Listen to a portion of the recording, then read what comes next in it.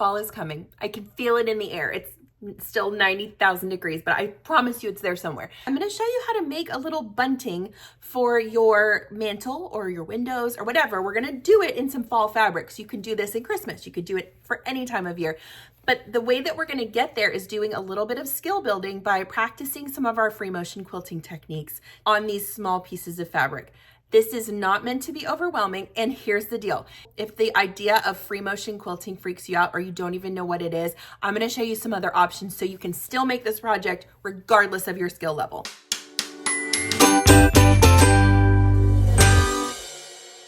To make this, you're gonna need two types of fabric, one for the front and one for the back. I'm using some small scraps, but if you wanna make like a long bunting, I would get maybe a yard of each one. And then either get some quilt batting, or if you have leftover scraps, this is a great way to use them up. First things first, I'm gonna press these fabrics.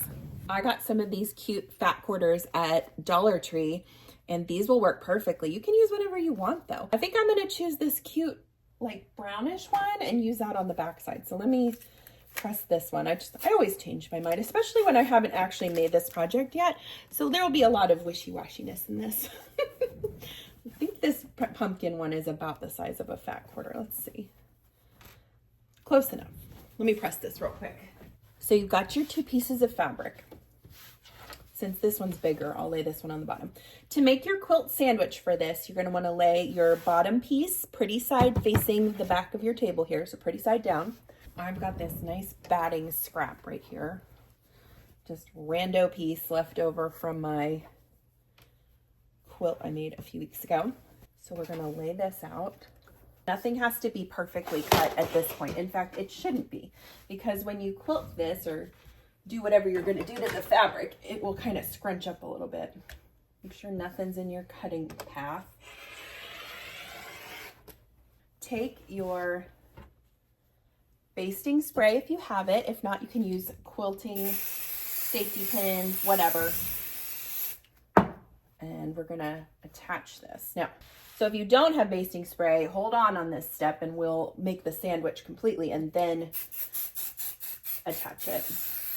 You can pick this up at Walmart or Amazon, any craft store. For small projects like this, it is worth its weight in gold. Just makes everything stay put. Flip her over. I just love this pumpkin fabric. It is so cute. Now, if you have a directional print, pay attention to that. So my pumpkins are going kind of like this. So let's lay it this way and just get it as even as you can. I'm gonna lose a couple inches. I'm not worried about it. Neither should you. Again, so if you have no idea what free motion quilting even is, don't turn off this video. You can still make this project and it's gonna turn out super cute. We're just gonna do a different method for you. It's all about where you are comfort level wise. But I do know some of you are like, what is free motion quilting? How do I set my machine up for it? How does it really work? This is gonna be a very basic jump into it. Okay, so we've got everything attached now. If you don't have basting spray, at this point you would stack your fabrics and do safety pins all throughout, okay? Let's set the machine up for free motion quilting. This is gonna come together really fast and it's gonna give you a great little intro in how to use that part of your machine. Okay, here's a quick just for funsies. When I'm setting up my machine for free motion quilting for this project or quilting something in general, I sometimes like to change up my thread colors. So for the pumpkin side, I'm gonna use this really bright, vibrant orange on this side. So that's in my bobbin. And then for this side, I'm gonna use this kind of gold thread. And I can do that because it's my world and I do what I want. So don't feel like you have to make the top and bottom threads the same all the time because you don't. Okay, I'm gonna thread the machine partially. And I can go ahead and load my bobbin with the orange color. I'm using embroidery type thread, but you can use any thread that you want. I just like embroidery thread for this kind of stuff because it's kind of shiny and it makes it look really pretty. It's completely up to you. Now, Let's get into the nitty-gritty. When learning a new skill on your sewing machine, your best friend is going to be your sewing manual for that particular machine. So when you are first starting out with something new, make sure to check your manual because it's going to tell you exactly how to set up your machine step by step for what you're trying to do. Now, for this particular machine, when it comes to free motion quilting, there is an open toe quilting foot, which is like this full metal looking one. And there's also just a quilting foot, which has a little bit of plastic on it. And you can see it looks just a smidge different. Either of these will work fine for free motion quilting. So let's do a quick setup. I'm gonna use, just for funsies, let's do the metal one. Take your screwdriver and remove, first of all, the current presser foot and also the piece off the shank that holds everything on. And I like to store them right here so that I don't misplace them. Then you're going to take your foot and it'll show you on your sewing manual exactly how to load it. But for this one in particular, it's got a little bit of a button on the side right here, which helps you load it on. So we are going to loosen that screw.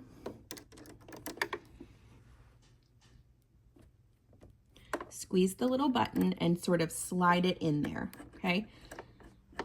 Once it's in, tighten the screw. And your needle should be sort of hanging over the opening in the foot right now. Okay, so that is step one. Step two is we need to lower these feed dogs. So these little zigzag bars right here are your feed dogs. They are what pull the fabric through your machine as you press the pedal. We don't want those engaged for free motion quilting because we want to go every which way and where as we're doing it. On the back of my machine, I have this little sliding button. Now, if you have a fully computerized machine, this may be an option on your screen in the front. But for me, I just push this over to the side.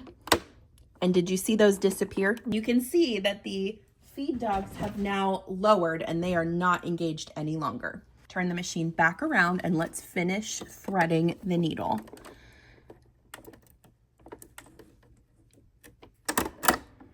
Okay, very good. See, this isn't scary yet. You're doing great. To do free motion quilting, I am just using a regular straight stitch on my sewing machine. Nothing crazy, nothing special. We say straight stitch, but it's not actually going to be straight because we are going to be actually moving the fabric with our hands as we sew it. Take your fabric and slide it under the machine. Now, one thing that might help you is to roll up some of the side. And for a larger quilt with free motion, you're going to start in the middle. And we can do that now, but you can start in the end too if that's easier. If this is your very first time doing free motion quilting, you don't have to follow all these rules. You just kind of need to get a feel for what you're doing. I have put on some quilting gloves. I get these on Amazon. They're made by Fons and Porter. I don't know. You can buy them at any craft store. They've got little grippers on them. They're not necessary, let's say if you were doing your very first version of this on a tiny scale like this, but they do help with your grip on the fabric. And that's going to come into play as we try and get, somewhat even stitches. Again, I'm not asking you for perfection. I'm just asking you to try. So I'm going to fold this section over just to get it out of the way of my throat here, because this Baby Lock Aurora doesn't have a ton of throat space on it. So we kind of want to make this as small as we can.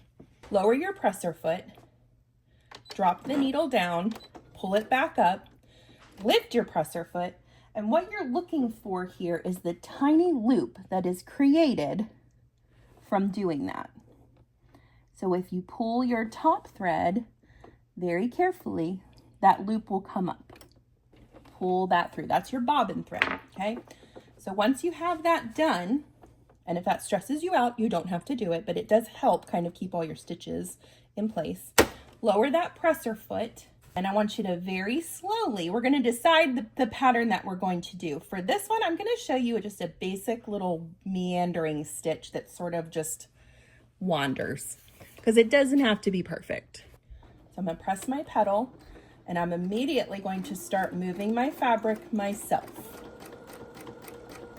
And it is a weird feeling, okay? Let me just preface that with this. it feels weird for your feed dogs to not be doing the work and for you to be doing the work, because you're so used to having your machine regulating those stitches for you and then how fast they go. So if you want to make a practice version of this, that's fine. But quite honestly, this really is fine to use as a practice version, because we're going to be cutting this up and making a bunting out of it.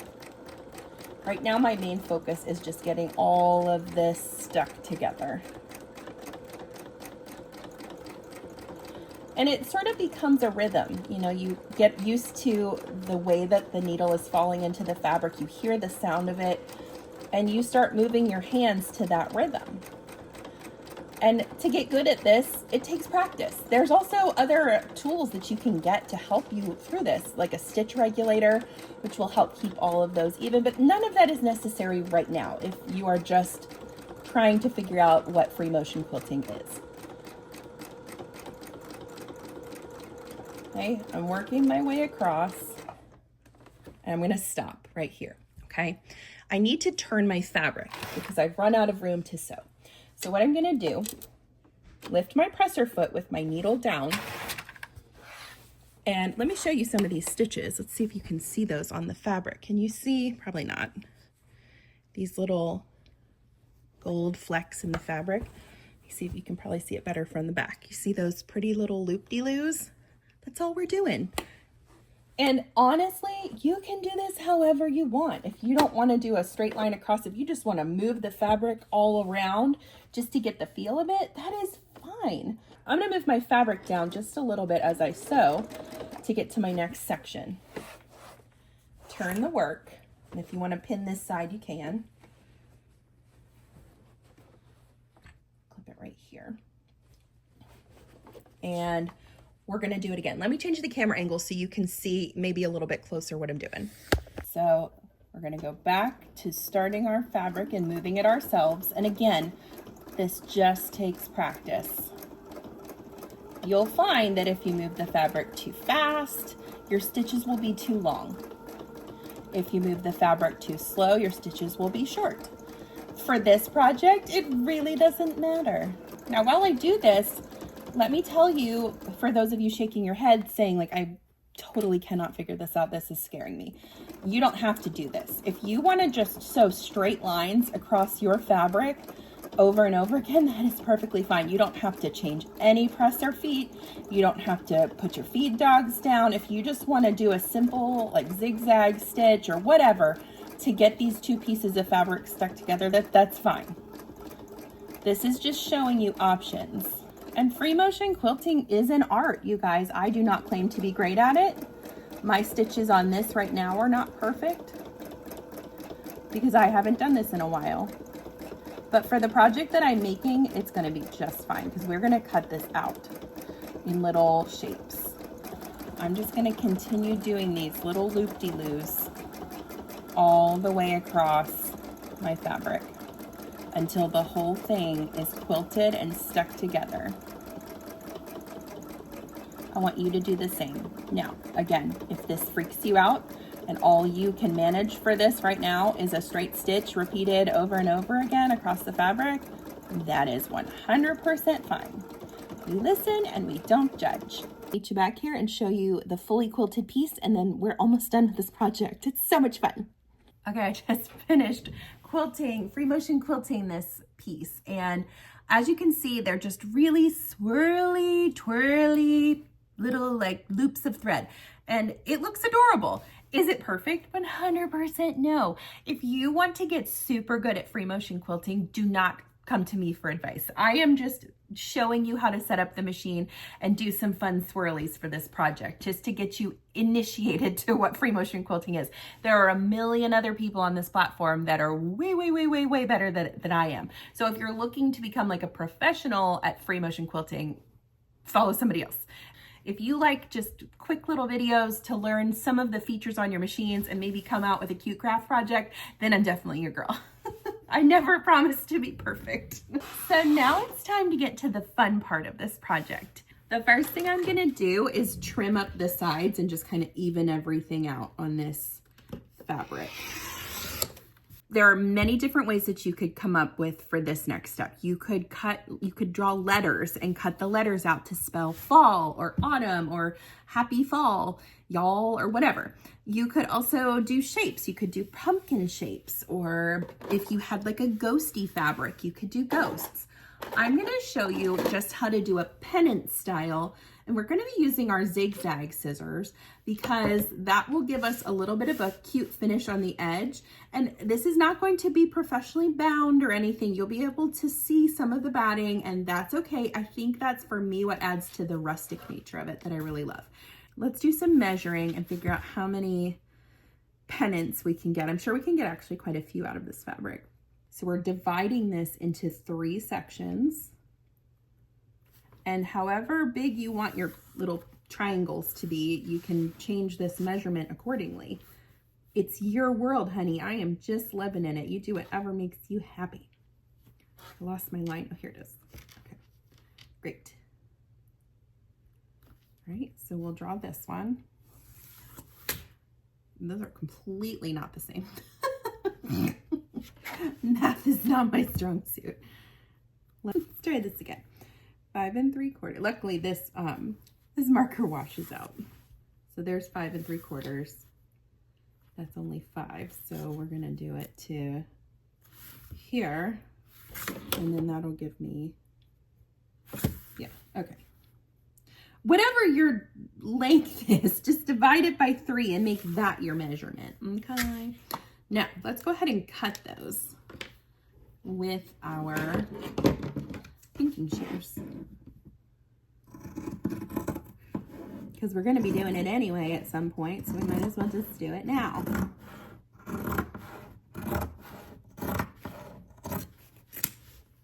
Getting a good workout on those pinking shears. Make sure you have some good sharp ones.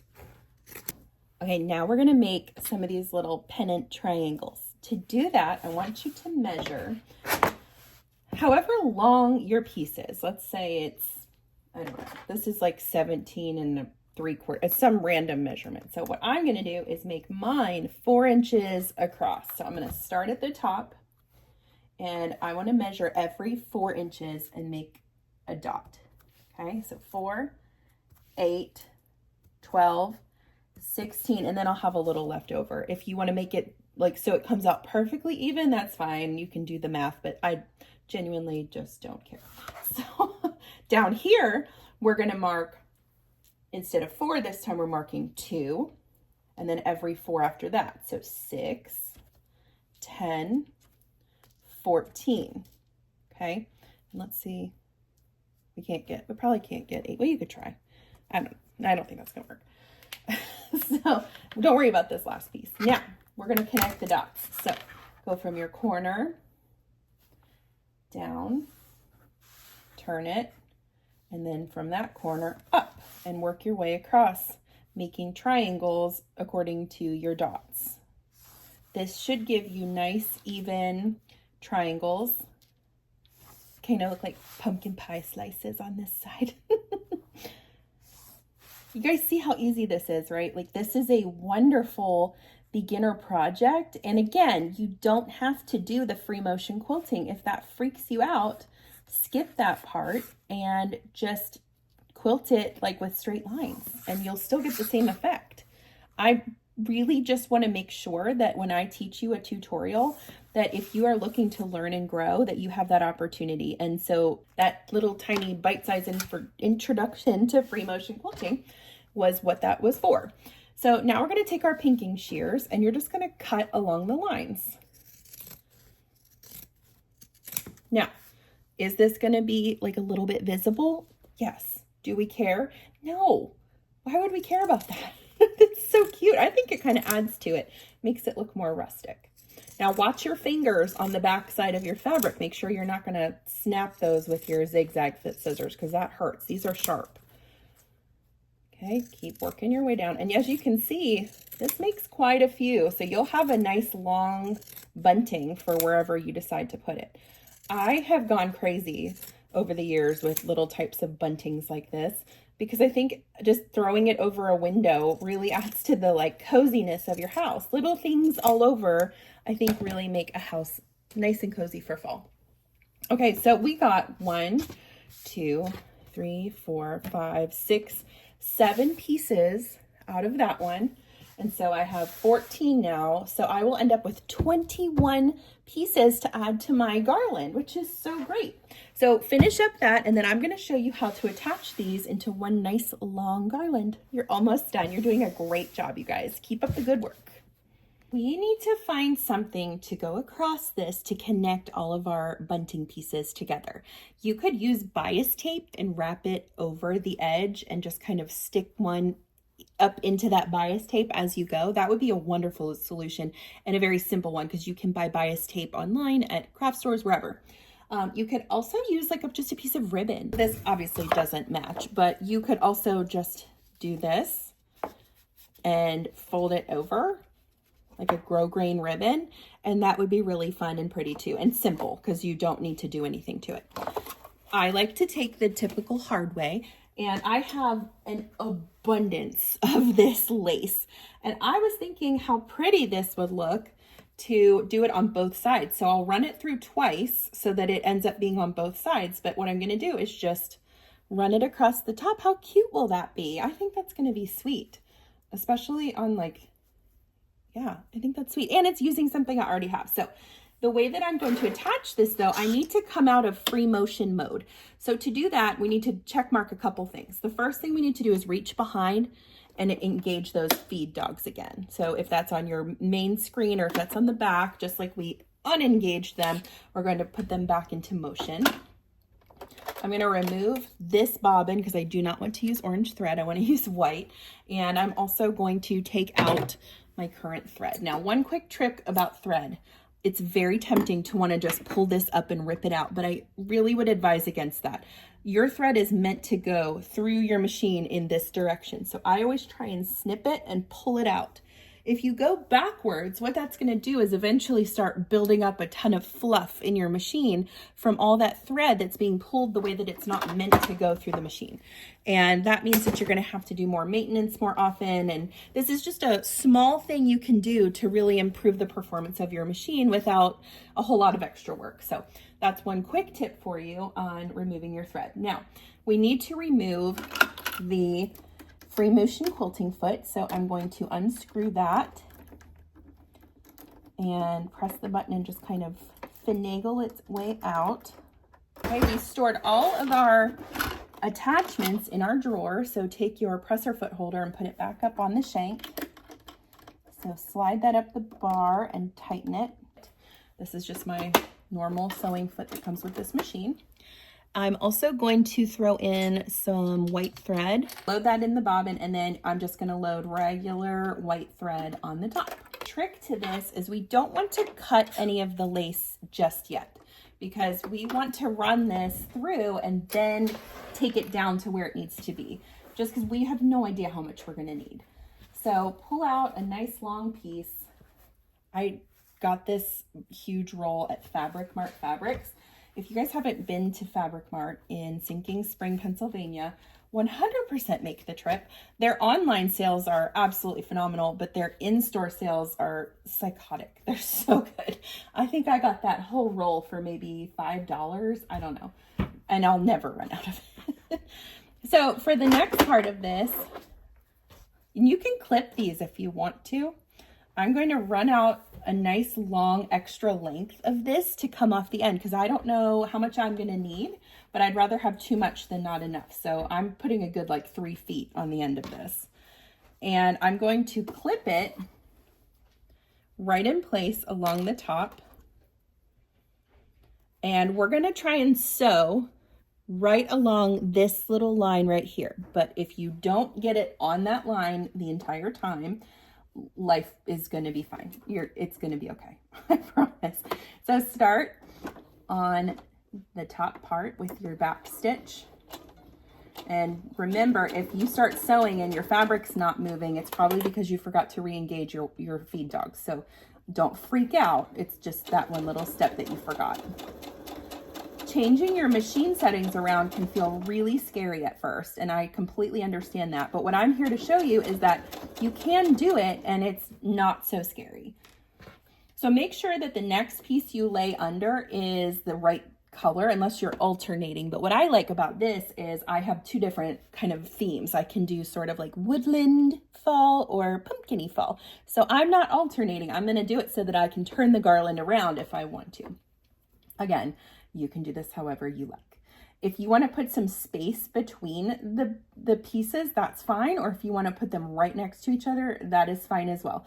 You can just keep sewing even if you're just sewing on your ribbon or your bias tape or whatever it is. Just don't break the stitches. Just keep going till you get to your next piece. Line it up nice and straight. And this takes concentration. You don't need to be watching a TV show while you're sewing this part on. My eyes are watching where that is lining up against the top edge of my triangle for every single one. So I'm going to keep loading these in and just working my way across until I end up with a nice, beautiful, long Halloween garland that I can sprinkle everywhere. I may hang this one over the top of our bed. I think it would be so pretty. We have a really pretty dark hardwood headboard, and I think it would look beautiful hanging from there, but who knows? We haven't gotten the fall decorations out yet. My husband said we have to wait till, I forget, the first football game of the season, maybe SEC. So it's soon. It's happening soon. Stay tuned. Okay, I'm going to keep sewing this and I'll meet you back here in just a minute. The front side, or the pumpkin side, is done. It's so cute. Now, I'm going to go back over it with the lace on the back side now because this is unfinished and I want it to look pretty. So if you were doing bias tape, you'd be done by now, or like a folded over piece of ribbon. You don't need to do this step, but I'm going to run this whole thing back through with the lace on the opposite side, and then I'll show you the finished project. It's time for the big reveal of our two-sided Dollar Tree-ish bunting. Isn't it cute? So we've got the first side, which is like the, kind of shabby chic fall. And then on the back side, we've got cute pumpkins. So here's the deal with this, you guys. You could make this double-sided for anything. So if you wanted to have fall on one side and Christmas on the other side, or spooky Halloween on one side and like cutesy Halloween on the, or like fall on the other side, the options are limitless. I paid $1.50 for each of these fat quarters, and I only needed 2 for this project. I used some leftover quilt batting that was like just hanging out from another project, and then a spool of lace that I got on super discount at Fabric Mart. So this is 100% customizable to your budget. And remember, it's not just about making this adorable little holiday decoration. We also talked about free motion quilting and just gave you a very, very basic introduction to what it is, how to set your machine up for it, and to just do a few stitches. Again, I am not the expert in free motion quilting. There are a million other people who can do it, and you should definitely seek them out if you're wanting to get really good at it. But just for a basic little intro, I think we did pretty well. Remember, you don't have to do the free motion quilting. You can just sew straight lines if that stresses you out. I want you to feel empowered, not overwhelmed when you come to these projects and these tutorials. And this turned out really long. I think it's like probably 8 or 9 feet long. It's really long. I'm gonna go sneak this into somewhere in our house, even though it's only August, and see if anybody notices it. I hope you enjoyed this tutorial. I will see you next time. Happy sewing.